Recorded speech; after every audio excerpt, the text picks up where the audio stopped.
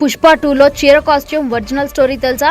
900 ఏళ్ల క్రితం పాలగాళ్ళు అని ఉండేవాళ్ళు. తిరుపతి ప్రాంతానికి చెందిన పాలగాడు కామాంధుడు. వాడెంత దుర్మార్గుడంటే కనిపించిన ప్రతి కన్యను దారుణంగా బలాత్కరించేవాడట. వాడికి తెలియకుండా ఎవరికైనా అమ్మాయికి పెళ్లి చేస్తే నరికేసేవాడట. ఆ అరాచకాన్ని ఆపడానికి అవిలాల అనే ప్రాంతంలో గంగమ్మ అనే అమ్మాయి పుడుతుంది. ఆ అమ్మాయి అమ్మవారి స్వరూపం అవ్వడంతో తన యవ్వనంలో ఎంతో అందంగా ఉండేది.